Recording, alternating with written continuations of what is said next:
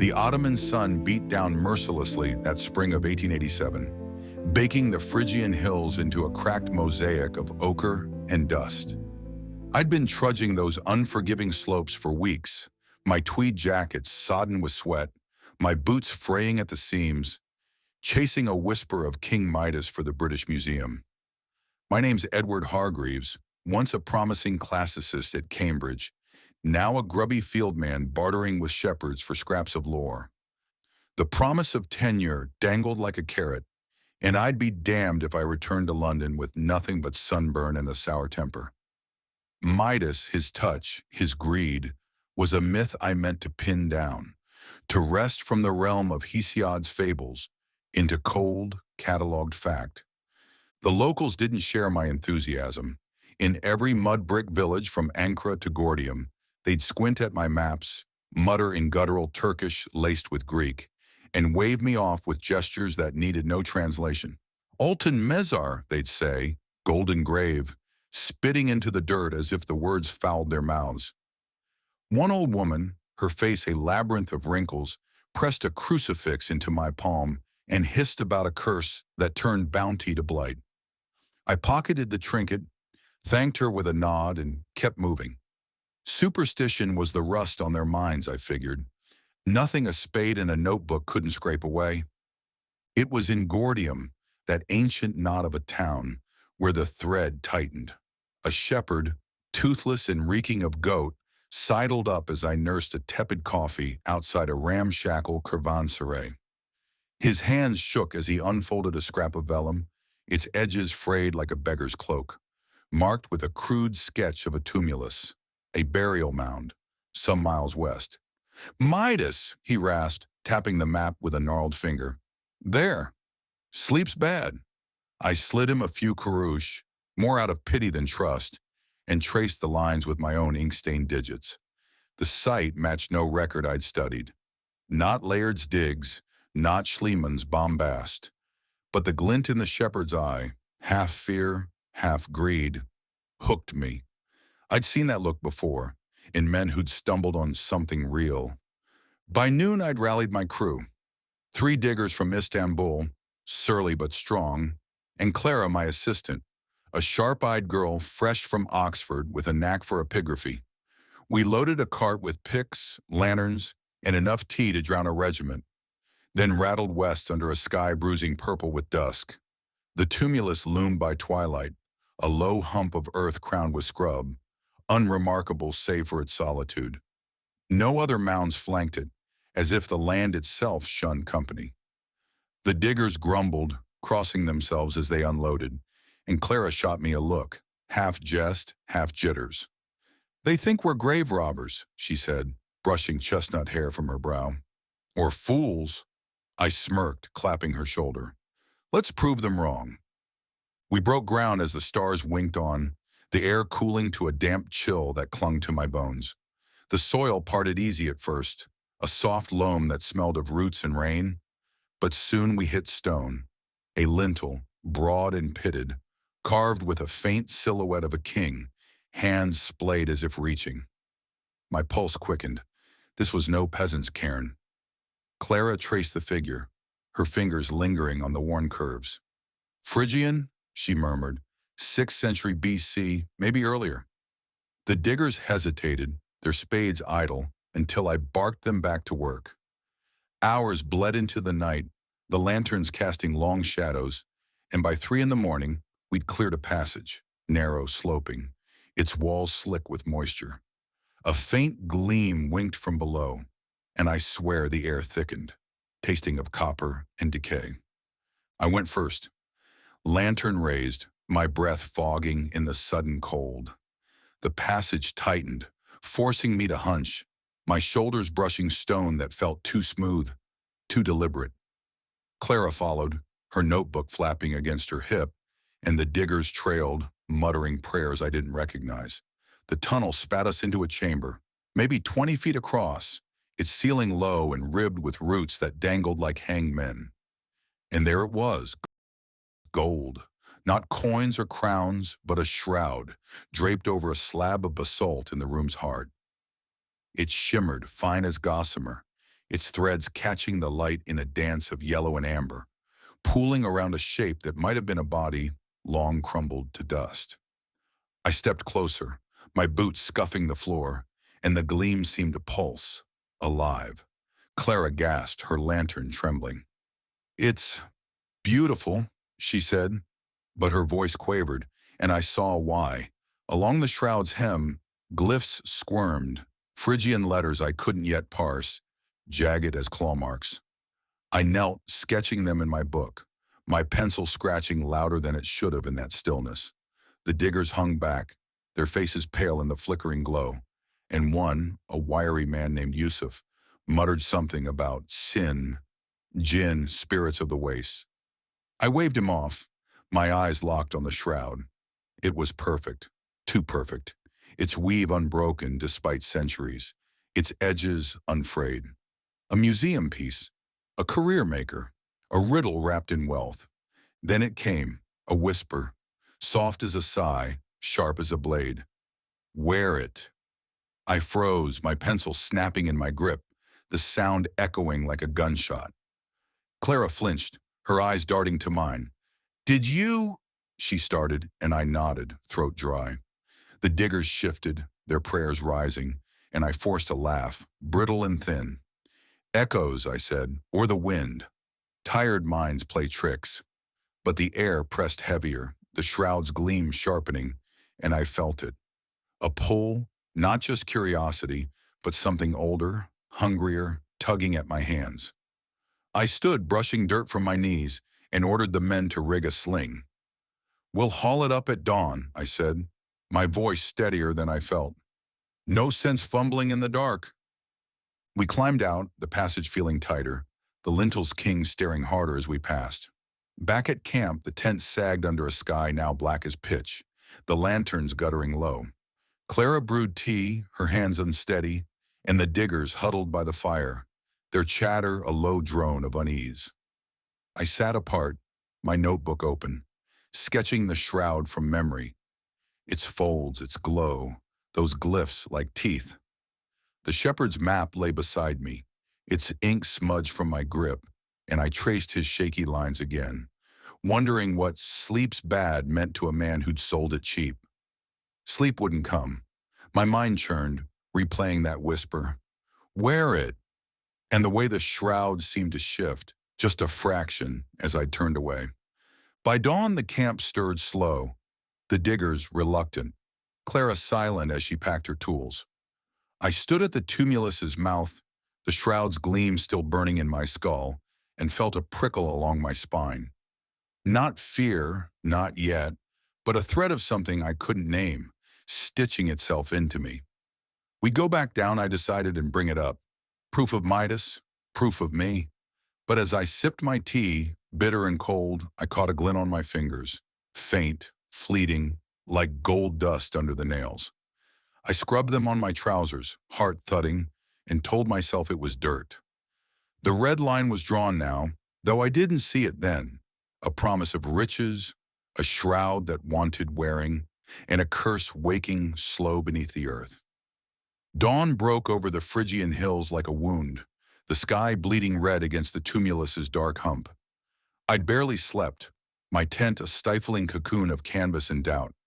The shroud's whisper, "Wear it," looping in my skull like a phonograph stuck on a scratch.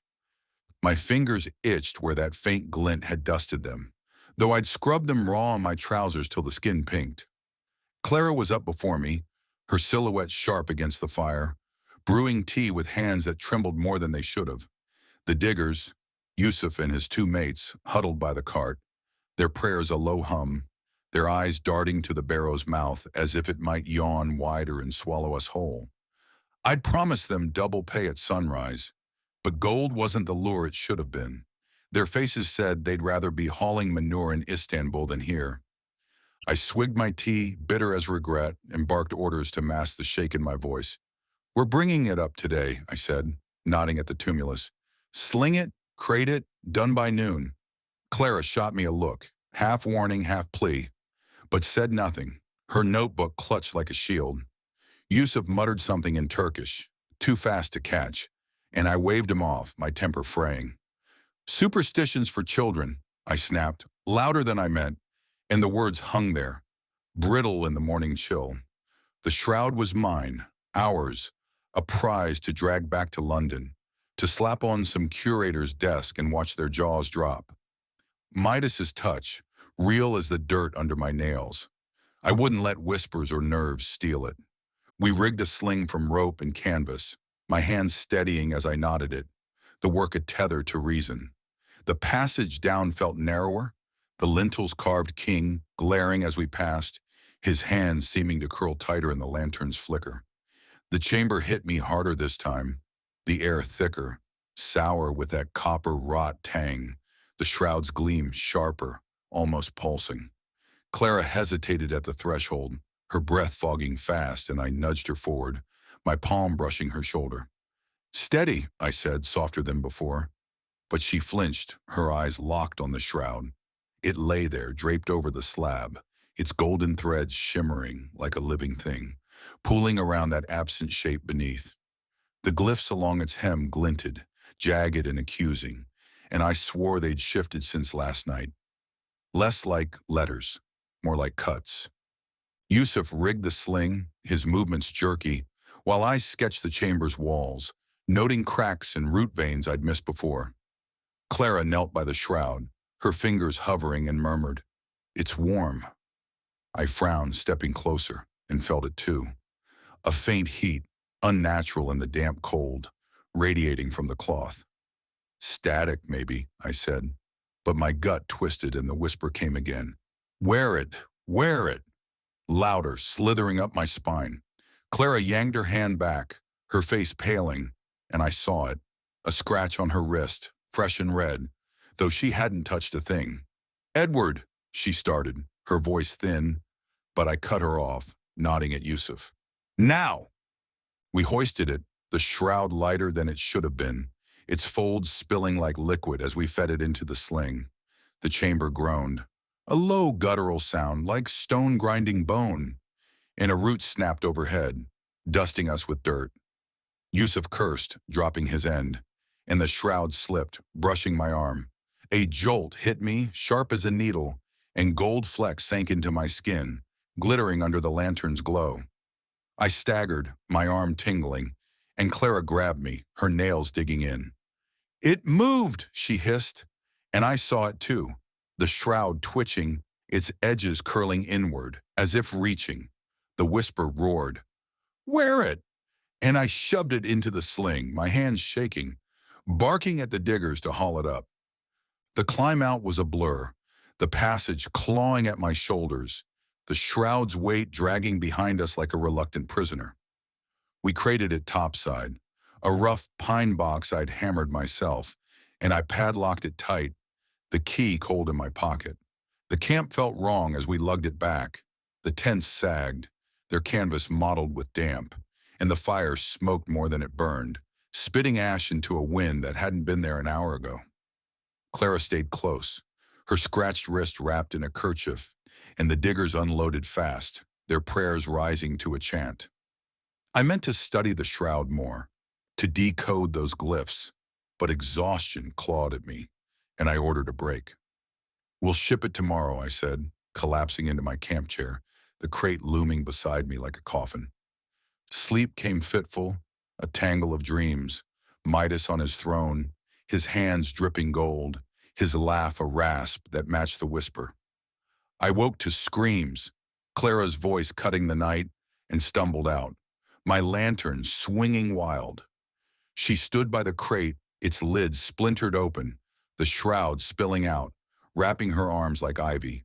Her screams choked off, her hands clawing at it, and I lunged, grabbing the cloth. It burned, searing my palms, and gold raced up my wrists, my skin prickling as it hardened. "Clara!"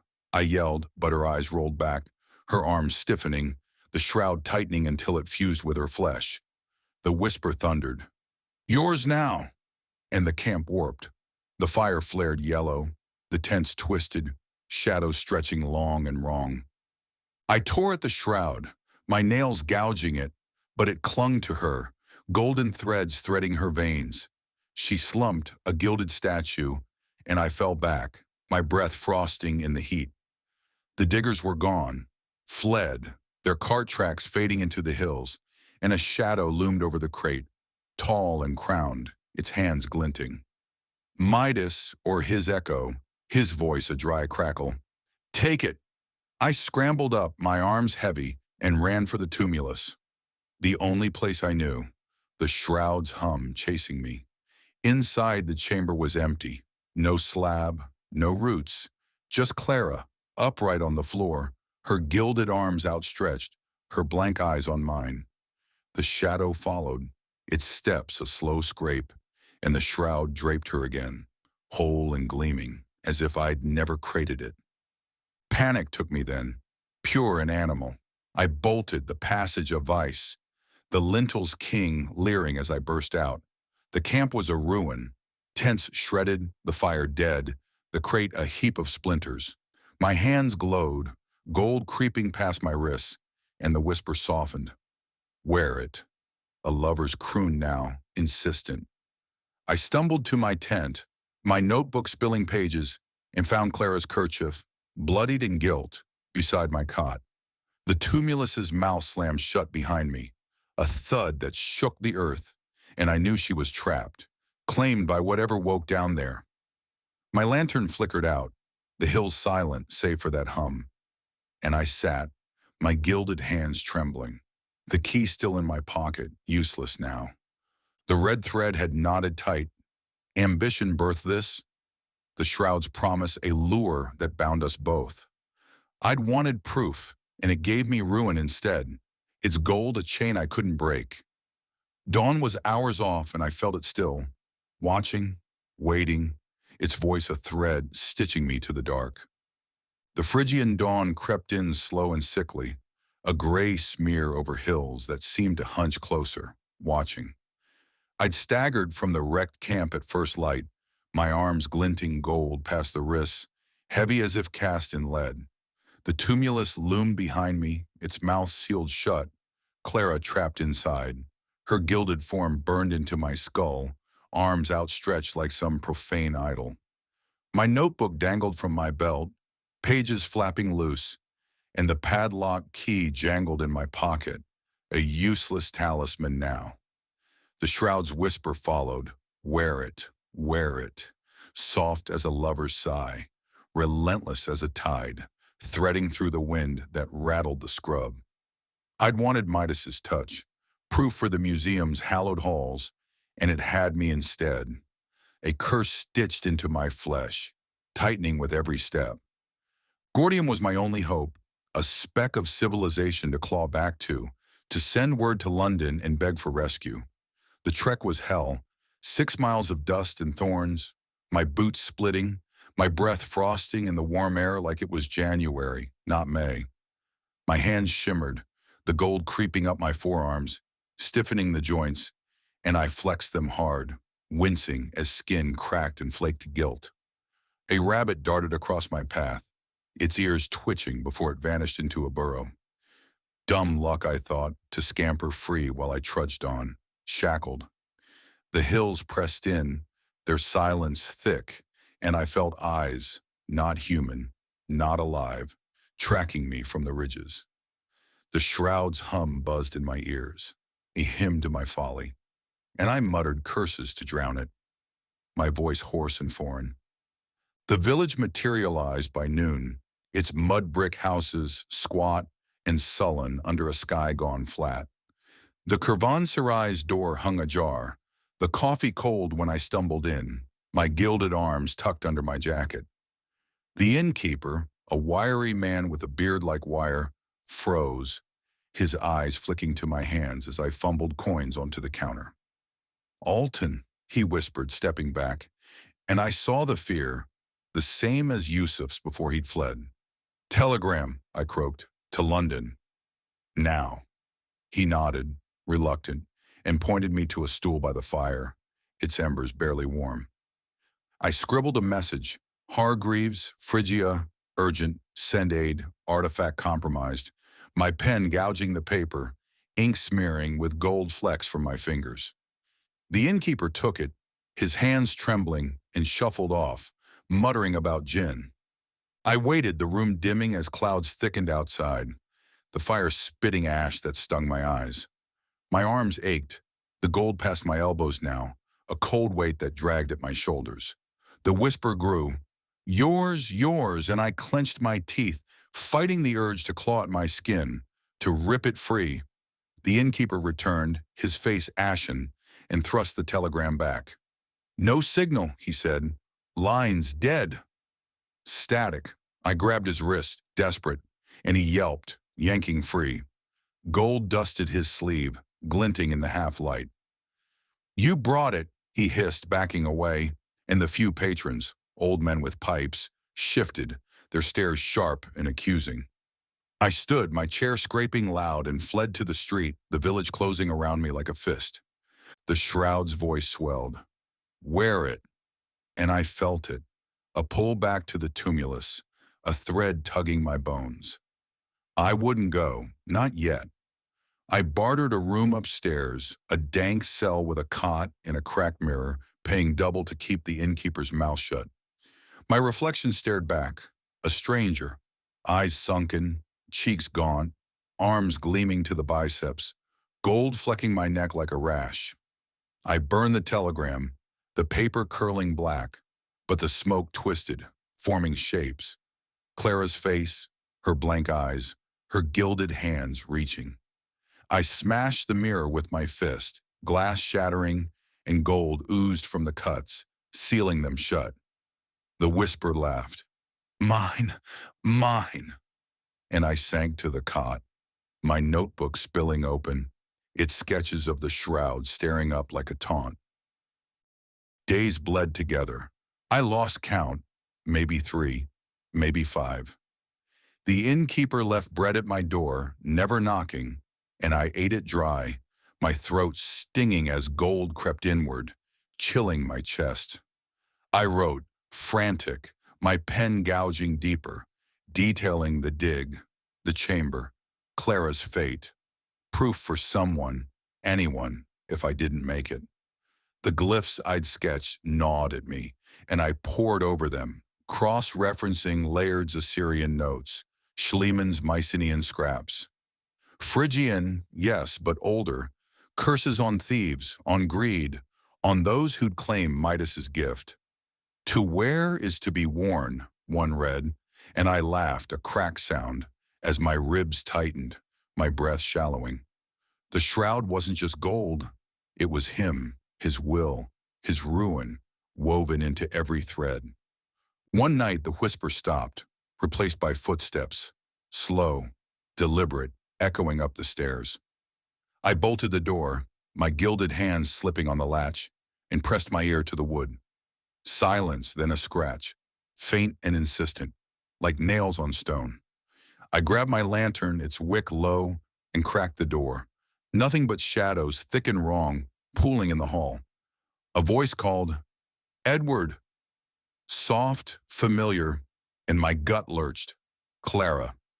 I slammed the door, my heart hammering, but the scratches grew, the wood splintering, and I saw her through the gap, gilded, whole, the shroud draped over her shoulders, her blank eyes on mine. Wear it, she said, her voice doubled with his, and the door buckled, gold seeping through the cracks.